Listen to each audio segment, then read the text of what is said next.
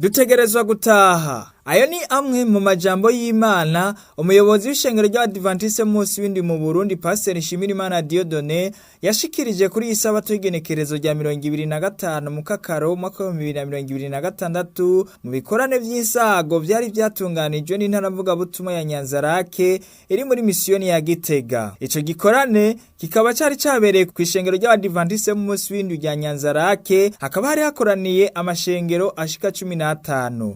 Umuyobozi w'ishengero ry'Abadiventiste munsi w'indi Pastor Nshimirimana Dieudonné aratubwira akamaro ko kubaka insago mu gihe cy'ibikorane. Tumukurikire.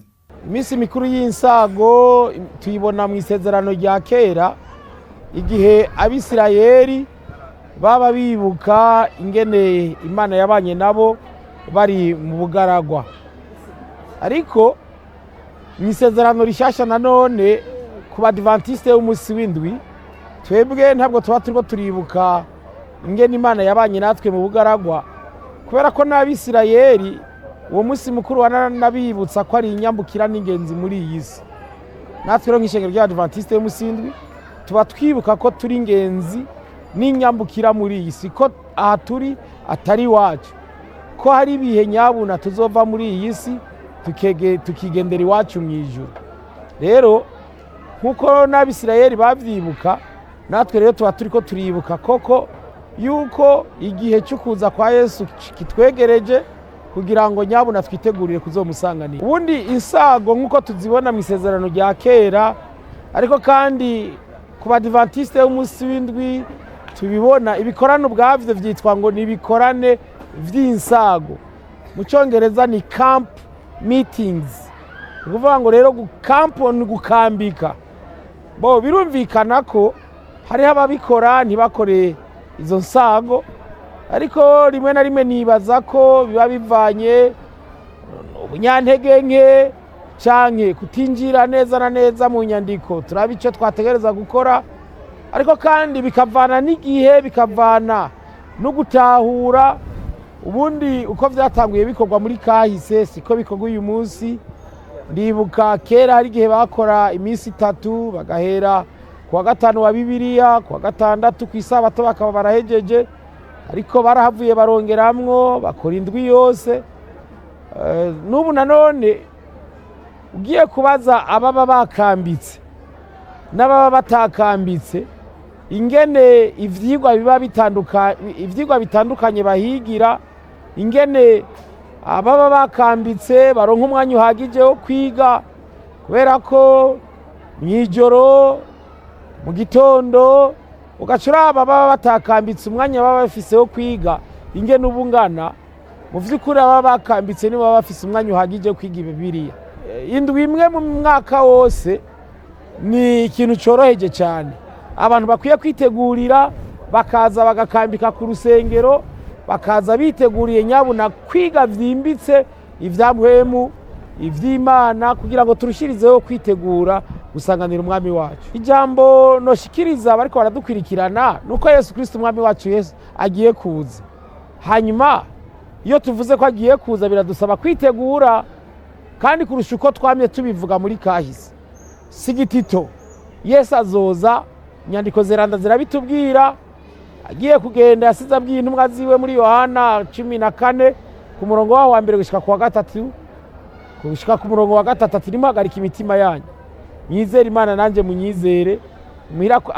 Imuhira kwa data hari amazu menshi, ati yaba atahari mba ndabibabwiye, ariko ngiye kubategurira hanyu kugira ngo ahanye aho ndi azoba ariho muba. Uvyashira umutima Yohana nawe akavuga ati ndaza vuba nzanye ingero. Yesu agiye kuza rero turasabwa kumwitegurira.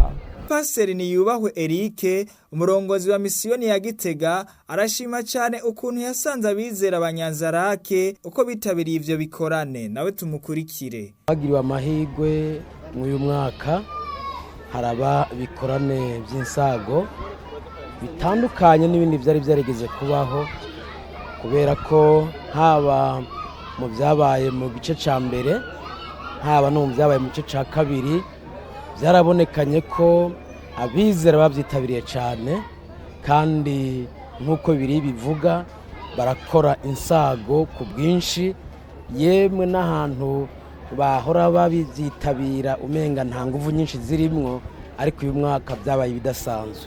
Birabonekana ko abizera bariko barakanguka bitegurira gusanganira umukiza wacu Yesu Kristo, kandi ibyo biraheza bikaduhimbara cyane. Rero nk'uko ikibazo cyanyu kiri, birabonekana ko naho Inyanzarake gereranije uko byahora biba mu myaka iheze, hariho ikindi kintu cyahindutse cyane.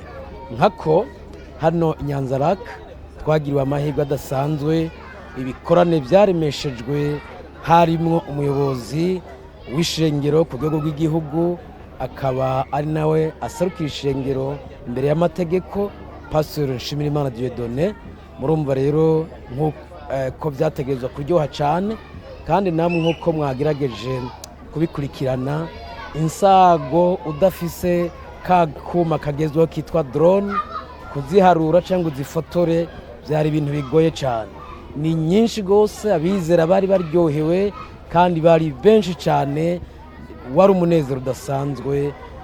Nuko byari bimeze hano Inyanzarake. Mu binyakuri, insago ni ikintu kiba cyaratangajwe imbere y'igihe. Byari byiza ko buri mwizera wese aza agakambika.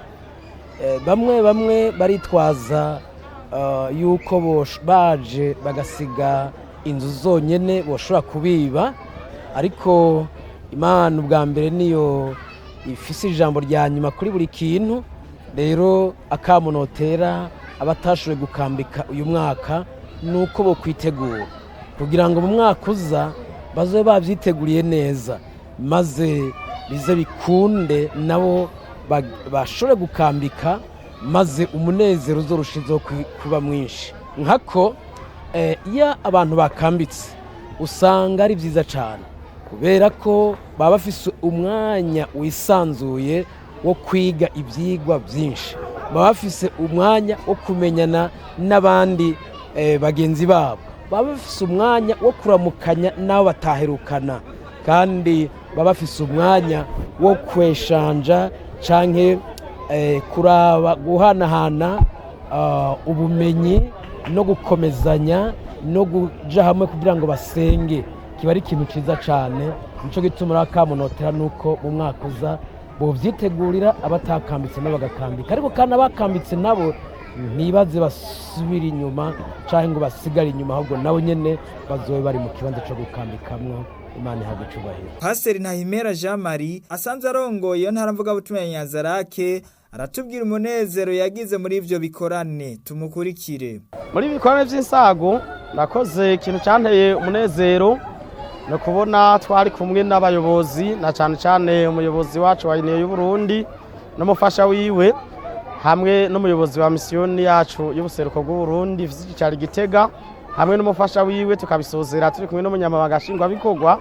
Kindi cyanteye umunezero n'uburyo nabonye abizera bavyitabiriye, baririmbyi mu ndirimbo ziteye igomwe, n'abandi bose warabona ko byari ibintu bihimbaye, kuko byasa nk'ibintu biteguriye cyane, kandi namwe naho mwahaciye gatoya mwabonye ko byari biryoshye rwose muri uyu munsi wo gusozera. Taba mu bikorane by'insago ngo umuntu akambike ave mu rugo rwiwe yubaka agasago n'uruhombo ruhambaye, kubera ko sinkekeranya ko aba babibayemwo bararonka umugisha, na cyane cyane mwishurwa ry'imitwaro baba bafise mu masengesho baba basengewe, kandi bakangukira umunezero, kuko ari ibihe vyiza bidukumbuza uburyo tuzoba mu bwami bwo mwijoro. Abizera baje muri ivyo bikorane barashima cyane, ndetse bakanatubwira inyungu bahakuye n'akamaro vyabagiriye. Tubakurikire. Kuba mu nsago akamaro vyangiriye nuko nafashe inyigisho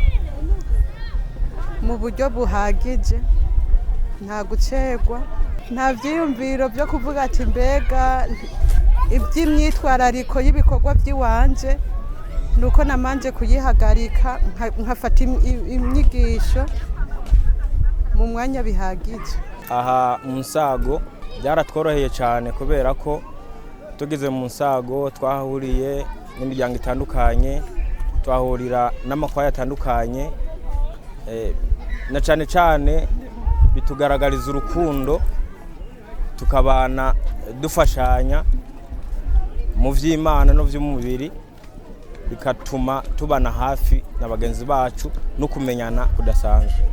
Muri izi nsago twaronkera imigisha itandukanye, na cyane cyane n'indwara tuba turwaye rimwe na rimwe zirakira. Rero tuje mu nsago dutahana imigisha idasanzwe. Ntibitangaje ko ushobora kuba waje no mu nsago atana kazi ufise ariko uvuye mu nsago ukacushuka ukaronka. Rero nta buhombe burimwo, kureka indwi yose ukayimara uri mu nsago, ahubwo n'imigisha itagabanije. Akajambo nobwira ariko baradukurikirana nuko twebwe turi mu nsago twangukiye ibintu byinshi, turahaye ikaze abariko baratwumviriza no kuyandi masaga azokurikira undi mwaka bazohishikire birabire ibizoba biriko birahabera.